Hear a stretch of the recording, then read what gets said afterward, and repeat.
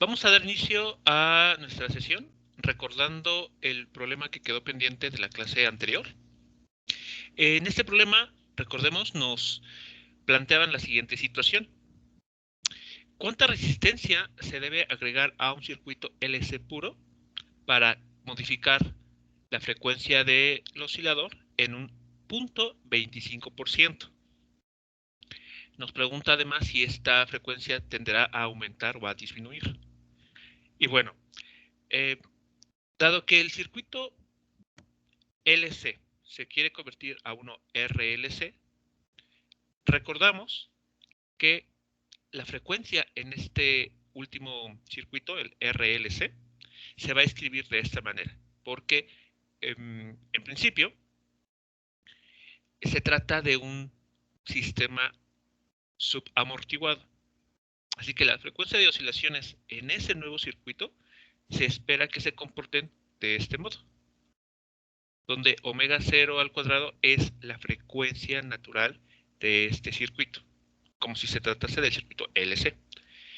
Y aquí vemos que está siendo afectado por este término gamma, que está relacionado con la resistencia que se planea conectar.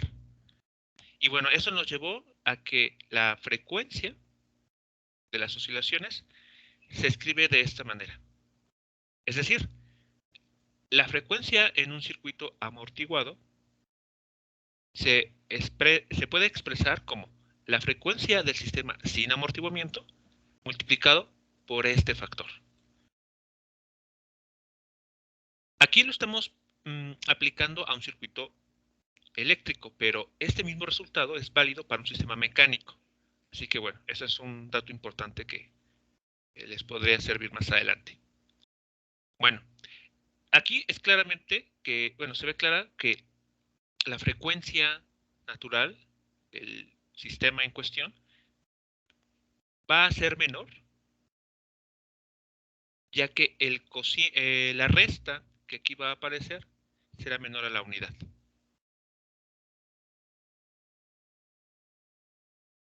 Así que mientras que gamma sea diferente de 0, este término dentro de la raíz será menor a 1.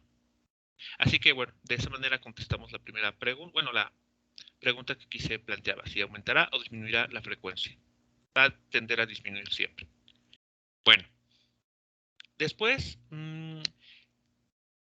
lo que hicimos fue interpretar, ese es el punto importante en este problema, interpretar lo que se refiere el enunciado cuando dice que se planea cambiar la frecuencia de oscilador en un 0.25%.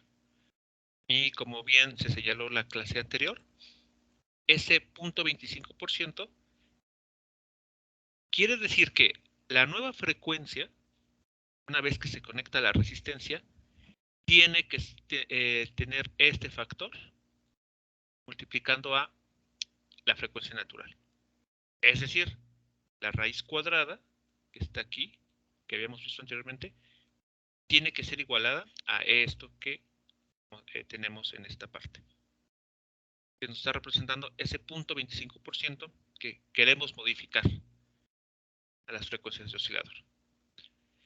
Y bueno, se comentó finalmente que de esta ecuación eh, uno puede conocer el valor de esa resistencia. Así que, bueno, voy a dejar de compartir pantalla para que quien guste pueda mostrar los cálculos que realizó para conocer finalmente cuál es el valor de esa resistencia que se tiene que conectar al circuito LC para lograr lo que se pidió, disminuir las frecuencias de oscilador en un 0.25%.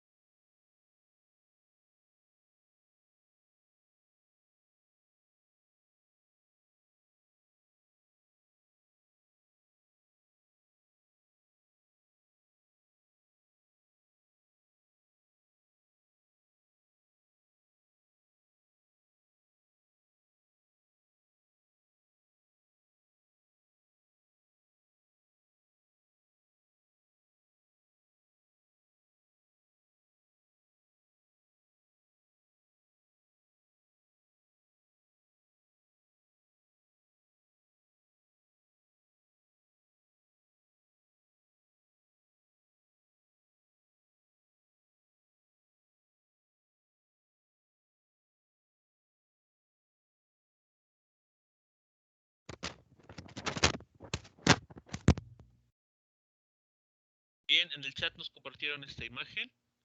Si se nos pudiera comentar qué se hizo aquí, ¿qué estaríamos observando?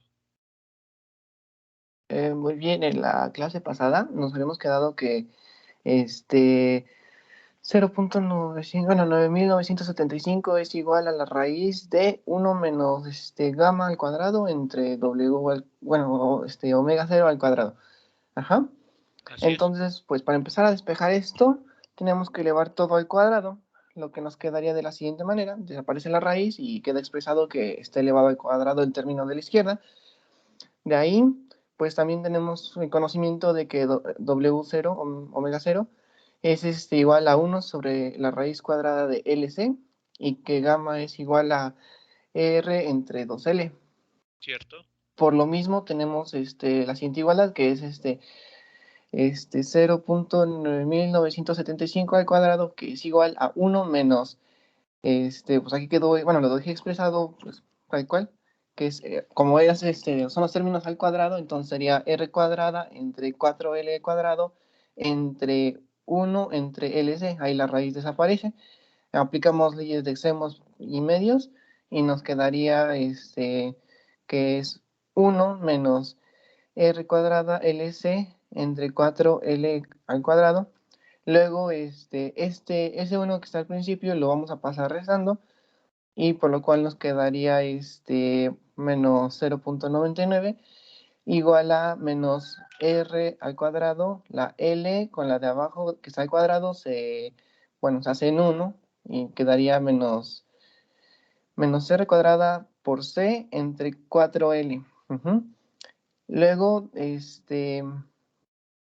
pues como de los dos lados tenemos un signo negativo, pues quedan como un positivo y desaparecen.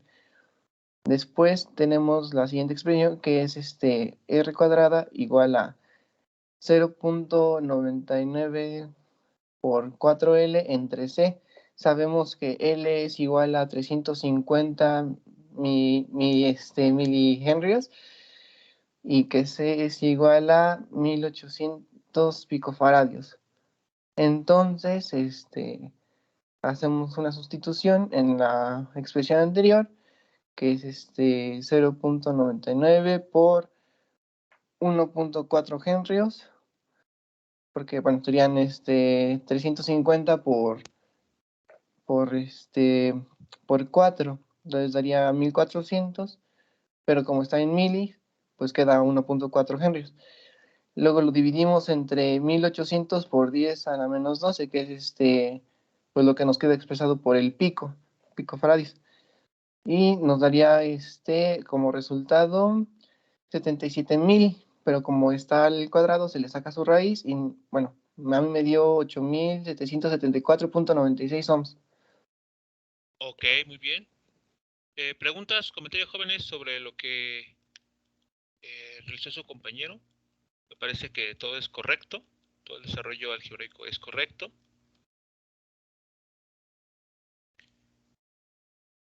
Y si alguien obtuvo algún valor distinto al que aquí está reportado, bueno, lo podría comentar para verificar qué pudo haber pasado. Pero bueno, de inicio, el desarrollo algebraico es el correcto. Así que bueno, el problema consistía en conocer el valor de la resistencia.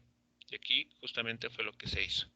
Utilizando los resultados que ya conocemos, se obtuvo el valor de esa resistencia. Ahora, este resultado, tómenlo en cuenta, este mismo resultado se puede aplicar a un sistema mecánico amortiguado. Por ejemplo, un péndulo que esté sujeto a un medio viscoso, donde ahí gamma depende de un parámetro P, que mide justamente esa fricción. O, por ejemplo, no sé, un bloque resorte que se esté moviendo con un amortiguador, con una determinada característica de dirección. Así que este mismo resultado podría presentárseles en el contexto de oscilaciones mecánicas. Por ejemplo, que se les pregunte o que se les plantee que en un péndulo físico se quiere que, que las oscilaciones se vean modificadas en un cierto porcentaje, ¿no? En un 3%, por ejemplo. Entonces, y les preguntan, ¿cuál es el coeficiente o cuál debe ser el valor del amortiguador que debe conectarse para obtener tal resultado? Pues bueno, esta ecuación que aquí obtuvimos se puede llevar a ese contexto, donde ahora gamma no va a ser R entre 2L, sino B entre 2M. ¿Dudas, comentarios, jóvenes, sobre lo aquí mostrado por su compañero?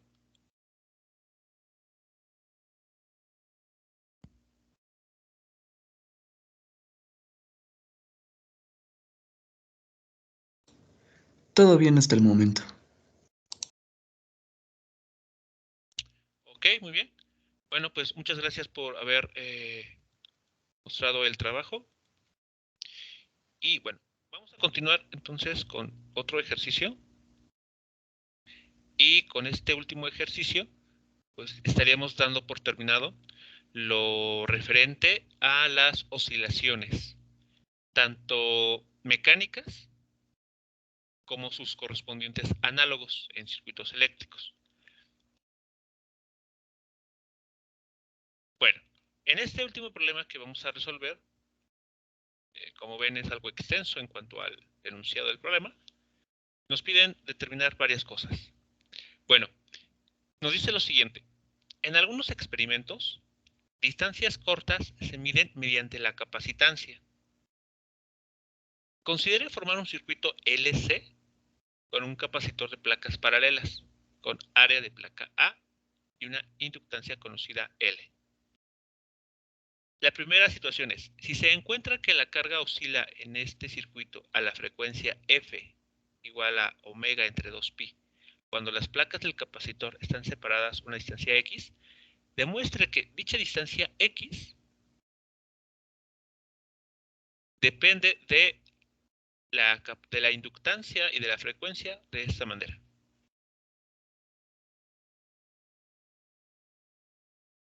Aquí recordemos que A es el área de cada placa, F es la frecuencia con la que la carga oscila en este circuito LC y L es el valor de la inductancia. El inciso B dice, cuando la separación de placas cambia un delta X, la frecuencia de oscilación del circuito cambiará en un delta F. Demuestre que esta variación, delta X entre X, es aproximadamente igual a 2 veces el cambio de la frecuencia entre la frecuencia. E inciso C, si F está en el orden de un megahertz y se puede medir con una precisión de hasta 1 hertz, ¿con qué exactitud porcentual se puede determinar X? Supongo que se pueden despreciar los efectos de borde en los extremos del capacitor. Bueno, eso es el enunciado, pero hay que concentrarnos en entender lo que nos está pidiendo aquí. Debemos considerar entonces un circuito LC con un capacitor de placas paralelas. Nos indican que la carga en este capacitor, o en general en el circuito, va a oscilar con esta frecuencia. Y nos piden demostrar que estas placas van a estar a una distancia que se puede medir a partir, vean, de la frecuencia de oscilación de la carga eléctrica y de la inductancia. ¿Algo de la primera parte del enunciado no queda claro o identificamos toda la información que el problema nos está planteando aquí?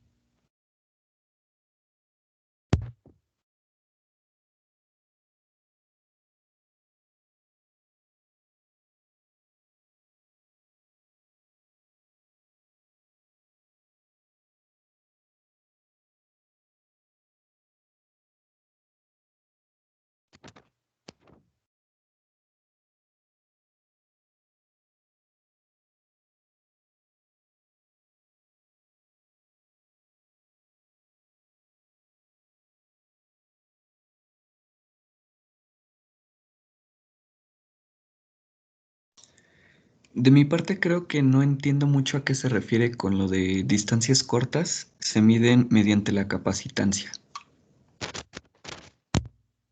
Ok, muy bien. Eh, ok, esa pregunta es muy pertinente porque de eso trata el problema. Entonces, si no nos queda claro, no sabremos cómo resolverlo.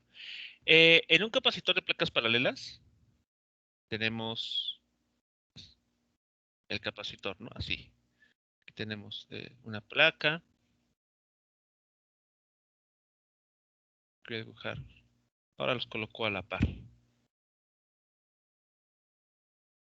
Tenemos la siguiente. Ahí está. Están colocadas juntas estas placas.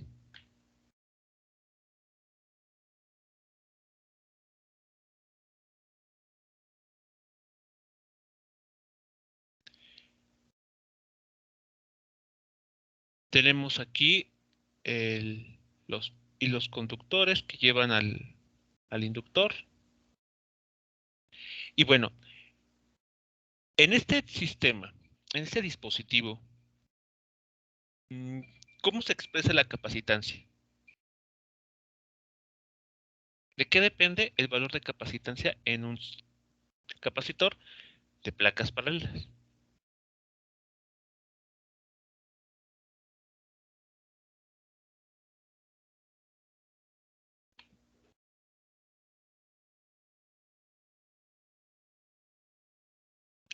Bien, de la distancia entre ellas, así es.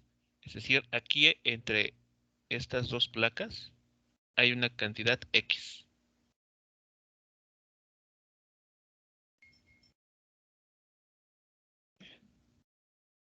Estas placas tienen una superficie. Aquí tenemos un área que vamos a identificar con la letra A.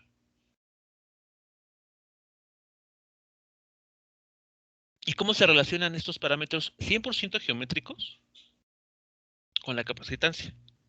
¿Lo recuerdan?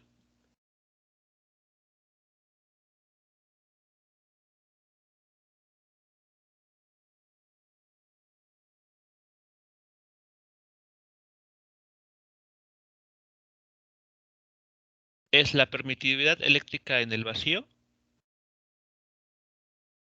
multiplicada por el área de las placas entre la separación entre ellas.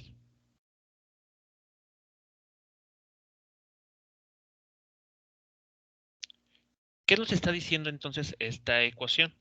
Que si estas placas se acercan o se alejan,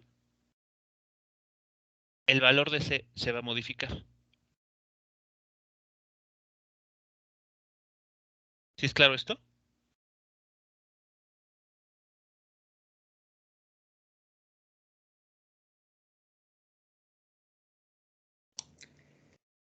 Sí, ya quedó más ¿Sí? claro.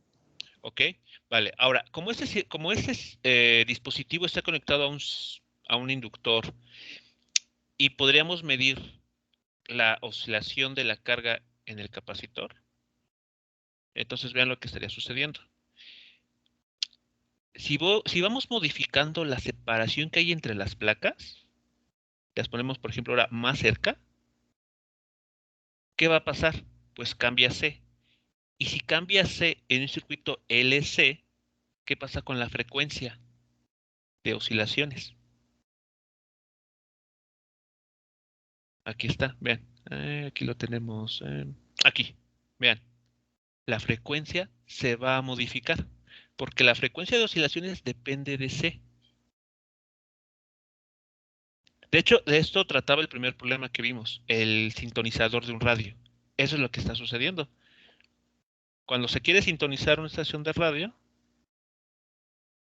pues lo que se hace es acercar o alejar una placa respecto a la otra. Se modifica, por lo tanto, C y el circuito presenta oscilaciones con frecuencias diferentes. Y eso debido por algo tan simple como modificar la distancia que separa a estas placas. Ahora, lo que el problema está planteando aquí es, supongamos que la frecuencia F es conocida. Teniendo ese valor de la frecuencia, podemos nosotros estimar cuál es la separación entre las placas.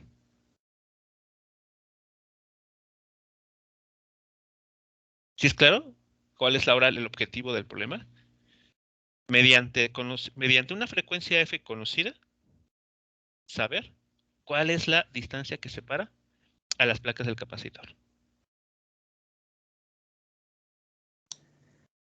Sí, ya me quedó más claro. Gracias. ¿Sí de nada? Ok. Bien, entonces, pues en eso consiste el ejercicio. Y bueno, aquí fue muy oportuno recordar cuál es la expresión de la capacitancia para un capacitor de placas paralelas, que es enteramente un aspecto geométrico. Bien, por lo tanto, pues podemos escribir lo siguiente.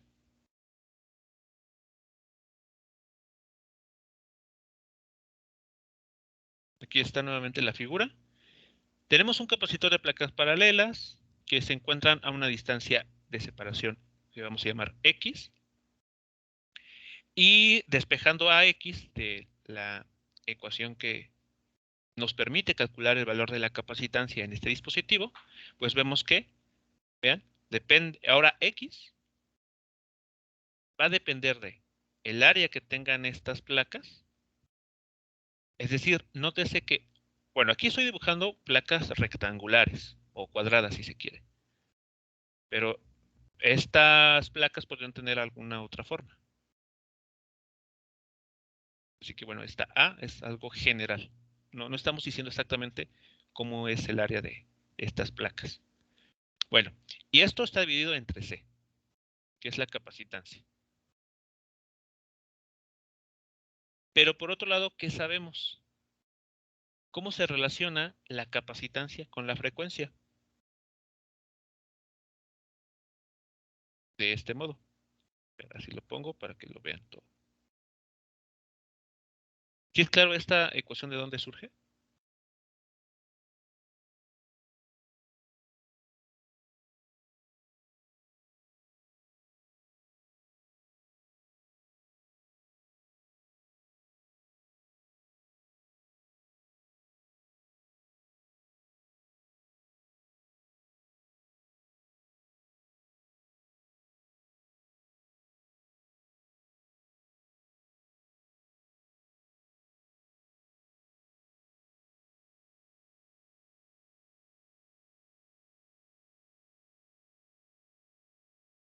Observen la ecuación, las ecuaciones y si hay algo que no esté del todo claro, me comentan por favor.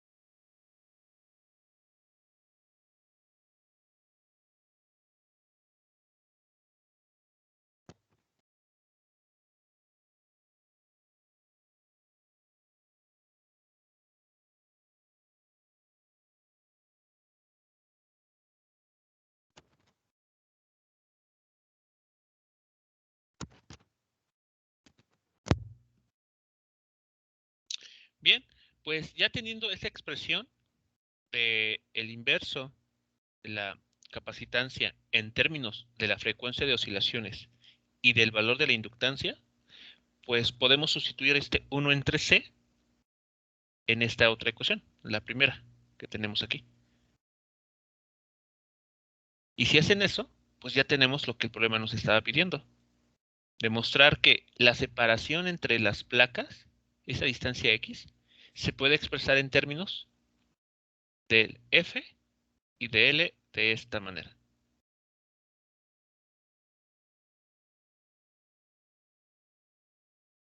Así que sustituyendo y pues elevando al cuadrado los términos que aquí aparecen indicados, pues se llega a lo que el problema nos pedía desde como parte del inciso A.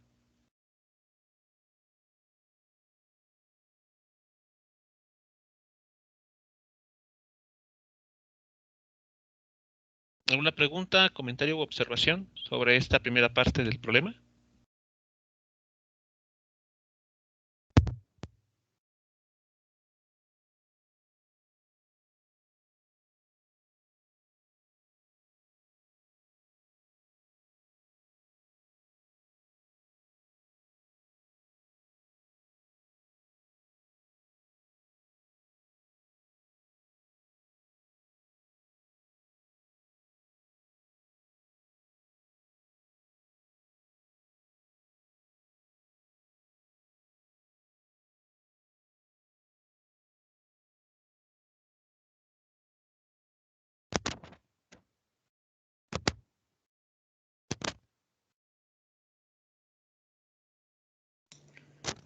Todo bien por ahora.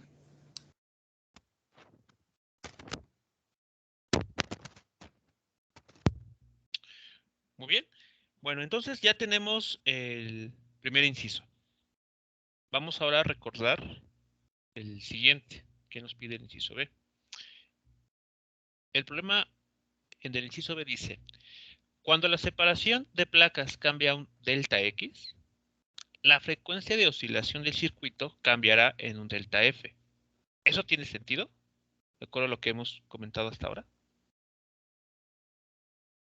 Cuando la separación de placas cambia en delta X, la frecuencia de oscilación cambiará en un delta F.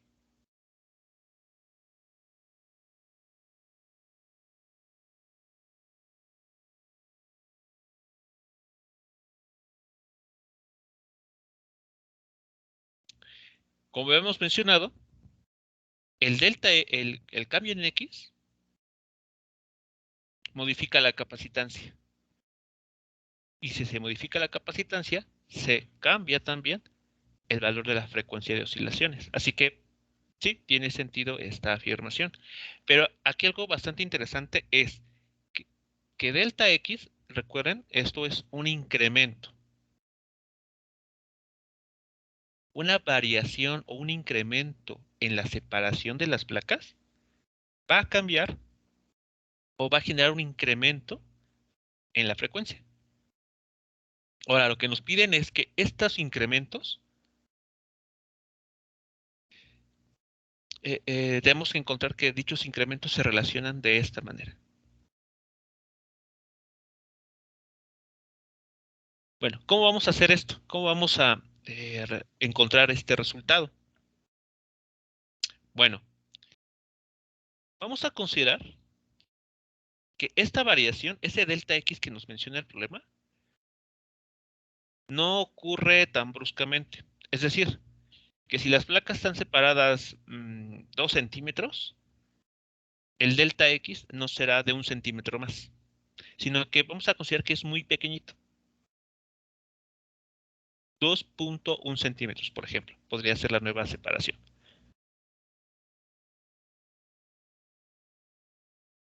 ¿De acuerdo? Vamos a considerar pequeños incrementos.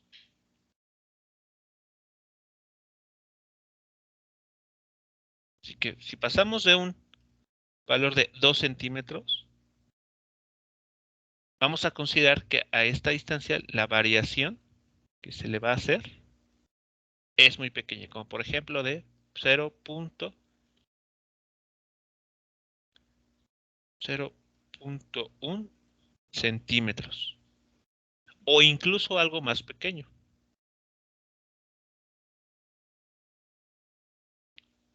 Así, mucho más pequeño. ¿De acuerdo? Vamos a considerar que esos incrementos que nos menciona el problema son muy pequeños. Y ahora, incrementos muy pequeños, ¿como a qué les podría, como a qué concepto lo podríamos asociar? Incrementos o variaciones muy, muy pequeñas.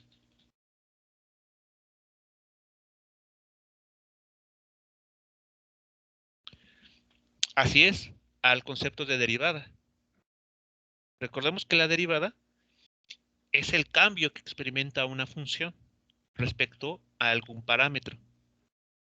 Por ejemplo, la velocidad es el cambio de posición que experimenta un objeto respecto al tiempo. Así que es aquí como podríamos encontrar la ruta para resolver el inciso B. Vamos a considerar entonces variaciones muy pequeñas de X para encontrar las variaciones también muy pequeñas en F. Entonces, ¿cómo podríamos tomar esta ecuación a la que llegamos ya en el inciso A para lograr demostrar lo que el problema nos está pidiendo?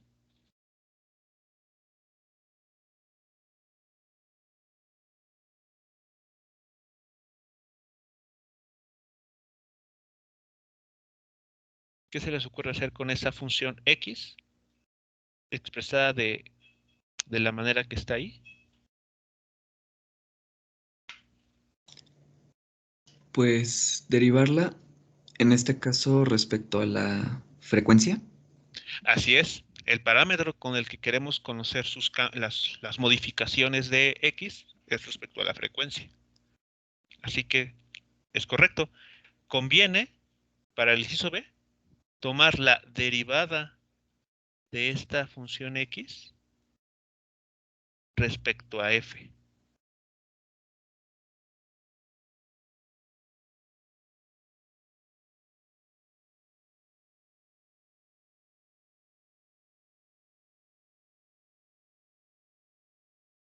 Así que los cambios muy pequeños en X los vamos a aproximar mediante cambios infinitesimales. Y vamos a obtener entonces esto que está aquí. Vean, la variación en X respecto a la variación en F lo podemos aproximar a la derivada de X respecto a F. Como bien lo acaban de señalar. Así que lo siguiente pues es tal cual aplicar la derivada, la que todos conocemos. Aquí como F aparece al cuadrado, pues, y todo lo demás lo asumimos constante, el área de las placas, el problema no necesita que cambie. Y la inductancia también es conocida y la podemos tomar como constante. El problema no nos indica que el inductor cambie de valor. Así que la única cantidad que cambia aquí es F. Entonces al momento de derivarla, pues nos entrega un 2F.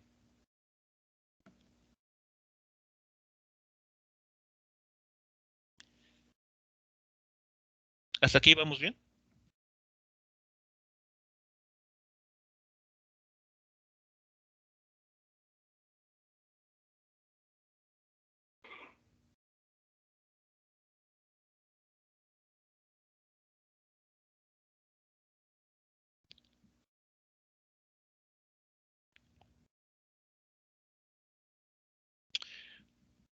Ok. Ahora, ya tenemos la derivada. Vean, aquí esto que está aquí en color amarillo y en color verde es la derivada de X respecto a F.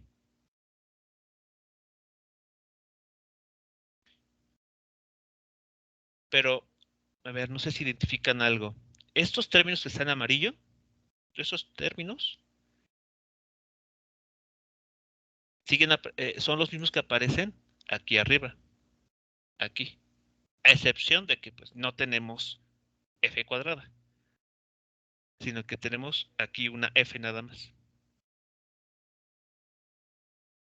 ¿Qué podríamos hacer para que lo que quedó aquí arriba pueda volver a parecerse a X?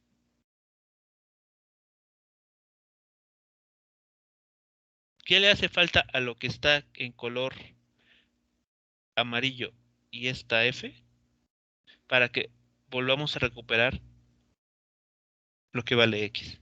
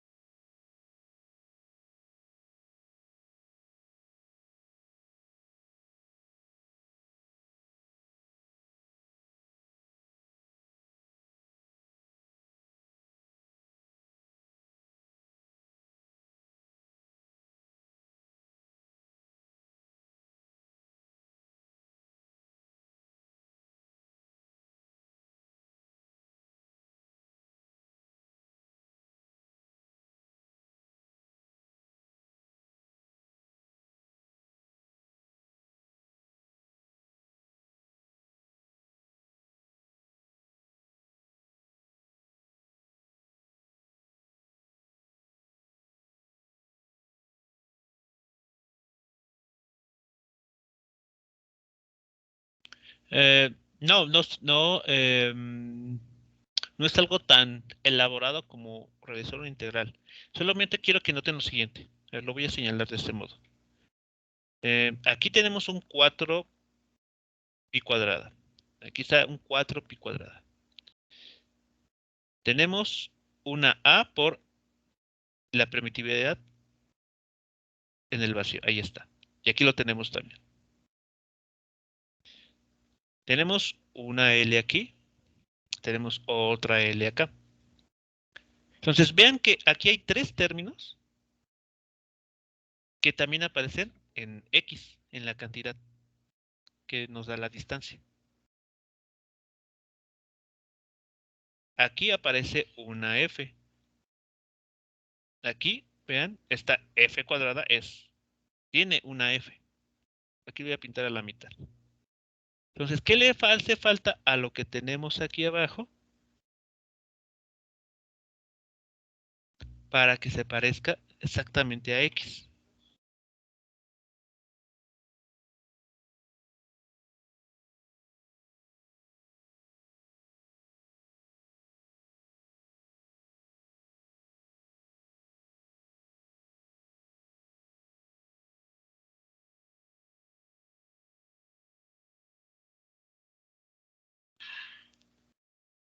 Así es, un término cuadrático en F. Si aquí volviera a aparecer F al cuadrado, vean que todos los términos que acabo de indicar, que acabo de sombrear, los podemos sustituir simplemente por X. Entonces, ¿cómo le hacemos para que aquí aparezca un cuadrado en la derivada, en lo que obtuvimos de la derivada, pero sin cambiar el valor? Pues multiplicamos y dividimos por la misma cantidad, en este caso F. ¿Sí están de acuerdo? Si multiplicamos y dividimos por la misma cantidad, realmente no estamos haciendo nada, no estamos alterando la igualdad. Y este paso, que podría ser pues bastante inocente, ¿qué es lo que nos permite obtener? Que ahora sí, en el numerador tengamos la f cuadrada que necesitamos. Entonces, todo lo que está en el numerador, a excepción del 2, es x.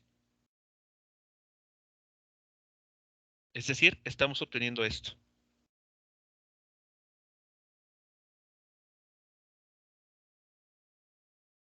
Vean, lo que acabamos de obtener se puede expresar como 2 veces la x por f.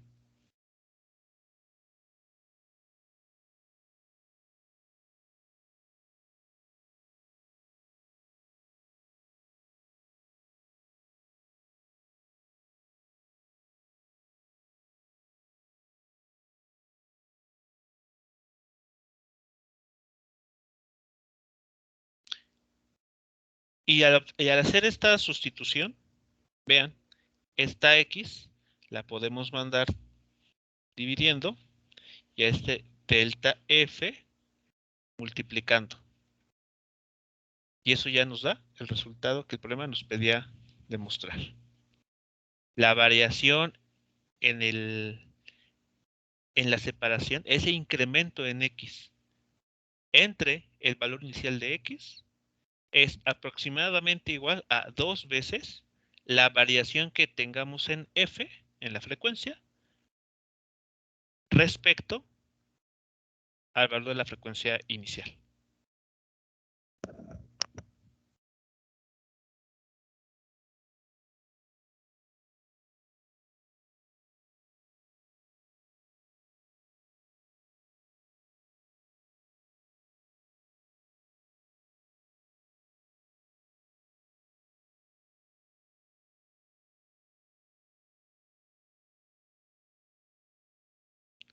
¿Preguntas, comentarios con esta última parte?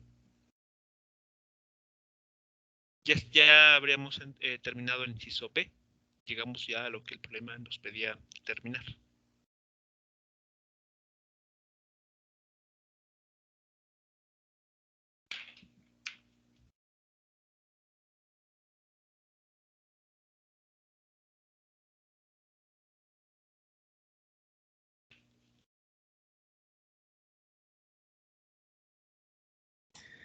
Si, por ejemplo, el problema nos hubiera mencionado que tanto la frecuencia como el área cambian, ¿cómo procedería el análisis? Como son dos variables, tendría que analizarse mediante derivadas parciales.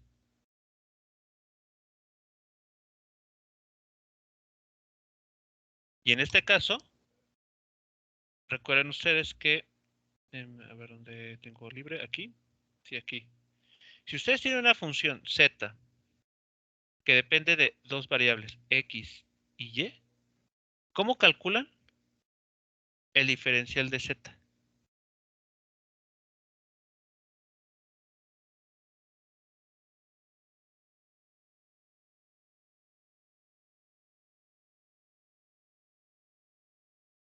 Ahora es una función de dos variables. ¿Cómo se pueden calcular los cambios en esa variable z? A partir de los cambios que se tengan en x y y, en esas dos variables.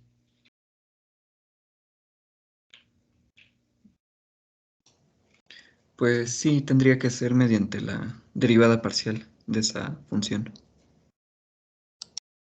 Así es. Si recordamos, diferencial se calcula como la derivada parcial de f respecto a x por el diferencial de x. Más, ahora el cambio de la función f, bueno, la derivada parcial respecto a y por el diferencial de y. Eso es lo que tendríamos que tomar ahora. Si fuese el caso en el que el área también se modifica. Recurrir a derivadas parciales.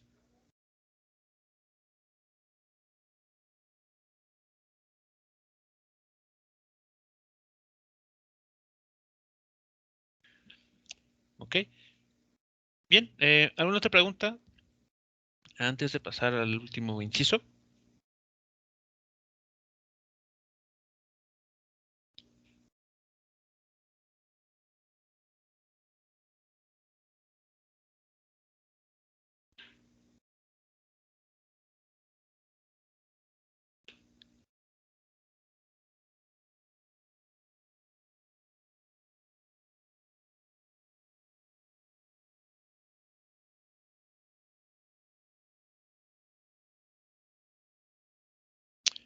Bien, pasemos entonces a resolver el último problema. La última parte es numérico. Dice, si f, la frecuencia de oscilaciones inicial u original, está en el orden de 1 megahertz y se puede medir con una precisión de 1 hertz, ¿con qué exactitud porcentual podemos determinar la cantidad x?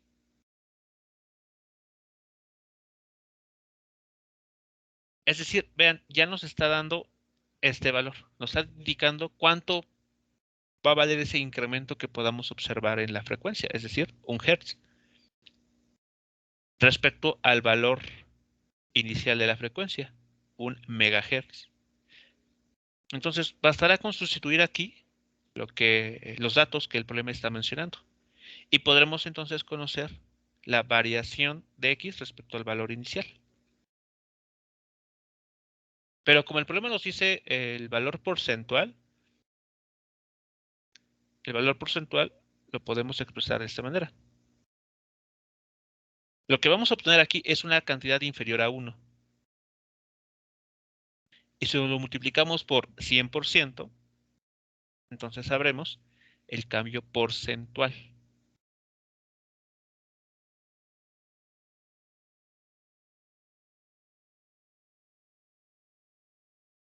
Y así quedaría. Entonces, vean, con la exactitud porcentual con el que se observa el cambio en la cantidad de X, en esa separación entre las placas, con los datos del problema, nos da, con esta exactitud, podemos conocer el cambio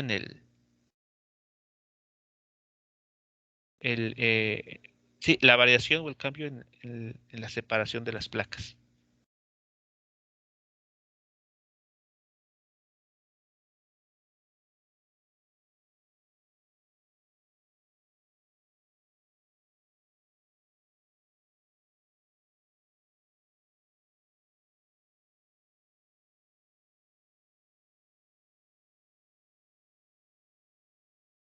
Así que bueno, a reserva de que se haya cometido algún error aquí en el resultado final, esta sería la respuesta al inciso C.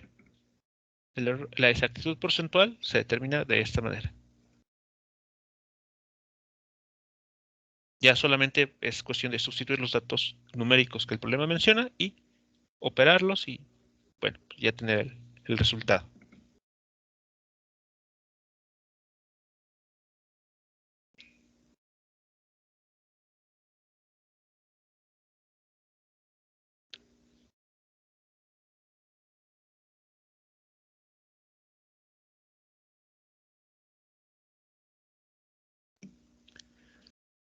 Hasta aquí, ¿dudas, comentarios, observaciones sobre esta última parte?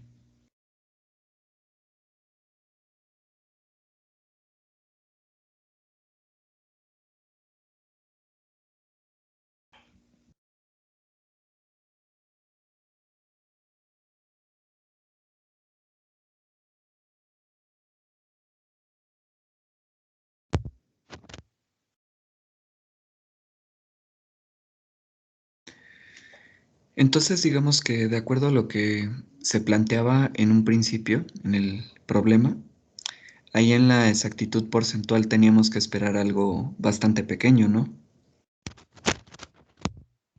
Así es, porque eso nos va a indicar que podemos medir con, pues no con exactitud perfecta, eh, pero sí muy cercana a la realidad, la pequeña variación que puede sufrir esas placas paralelas, la separación entre ellas. Así que al final lo que estamos viendo es que el valor que observemos en la variación en F, en la frecuencia, la podemos relacionar directamente con la variación en esa separación. Y aún así, aunque la separación sea muy pequeña, la podemos estimar casi con una exactitud perfecta.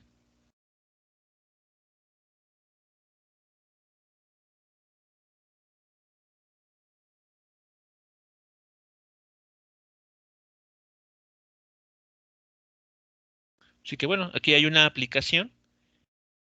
De hecho, eso se puede interpretar como tal, como una aplicación de las oscilaciones en circuitos eléctricos.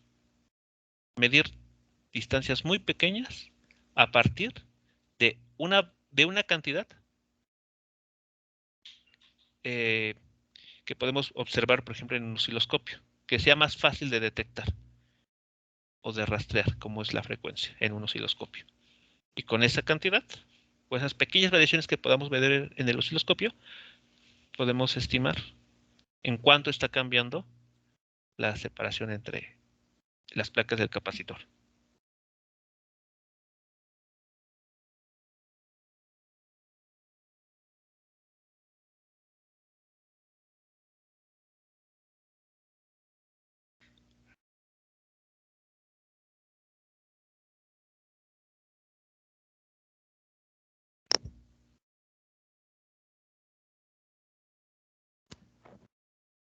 Bien, compañeros, ¿alguna otra pregunta? ¿Algún comentario?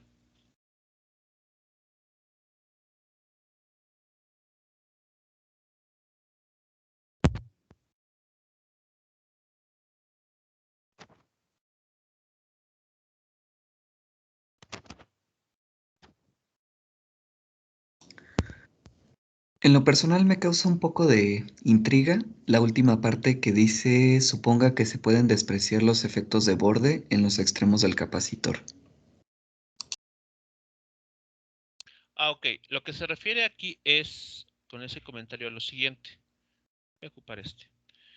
El campo eléctrico en un capacitor, ustedes saben, bueno, supongamos que la placa de la izquierda está cargada positivamente y la otra negativamente. Voy a quitar esto. Ahí está. Pues aquí tenemos placas negativas. En el interior de este capacitor se va a establecer un campo eléctrico.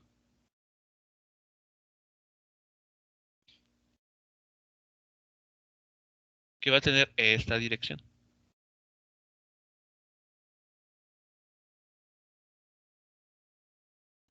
Ahí está el campo eléctrico.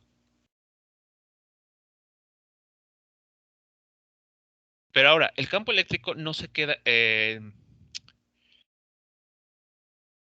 la situación real, si somos lo más realistas posibles, el campo eléctrico no queda 100% confinado a la región interna. Tal vez cuando ustedes resolvieron problemas con ese tipo de dispositivos, pues consideraban eso. Por ejemplo, se aplicaban la ley de Gauss para determinar el campo eléctrico. Pues ¿qué es lo que hacían? Definían una superficie gaussiana que estuviese justamente en los límites de esta región. Al decir que estamos despreciando los efectos de borde, quiere decir que este campo eléctrico pudiera tener pequeñas variaciones hacia afuera.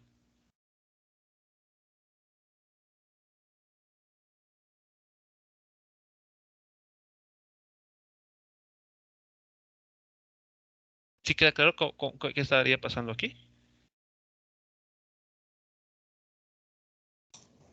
Sí, ¿Sí? Entonces el problema nos está pidiendo eso, que estos efectos de borde, esto que podría presentarse, los omitamos para considerar que el campo eléctrico dentro de que se presenta en el capacitor queda perfectamente confinado a la superficie delimitada por las placas. Eso es a lo que se refiere esa última parte del problema.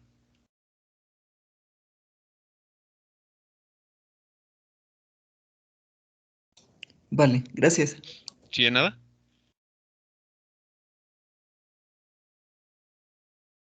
Ok, jóvenes, bueno, pues con esto estaríamos, como les comentaba, terminando todo lo que tiene que ver con las oscilaciones en sistemas con amortiguamiento, ya sean forzados o no, así como los análogos eléctricos de los sistemas mecánicos. De esto justamente es de lo que trataría la evaluación del segundo parcial. Entonces, arrancaríamos desde la parte de oscilaciones mecánicas amortiguadas hasta esto último, de las oscilaciones en circuitos LC y RLC. La siguiente semana iniciaremos entonces con la última parte del curso que tiene que ver con ondas. Todo lo que hemos visto hasta ahora no son ondas, son oscilaciones. Y hago esta aclaración porque, bueno, a veces por cultura popular, por en el aspecto cotidiano, se llegan a confundir ese tipo de movimientos. Por ejemplo, si nosotros observamos la gráfica, si recordamos cómo se comporta la posición de un circuito, de un sistema bloque resorte respecto al tiempo, pues sabemos que tiene esta forma en general. Y a veces en la vida cotidiana vemos esta gráfica y decimos que esto es una onda, ¿no? Lo asociamos a una onda. Y no está del todo mal hacer esa asociación. Pero como vamos a ver a partir de la siguiente clase, aquí está la amplitud. Como vamos a ver a partir de la siguiente clase, esto que nosotros vimos por sí solo no son ondas.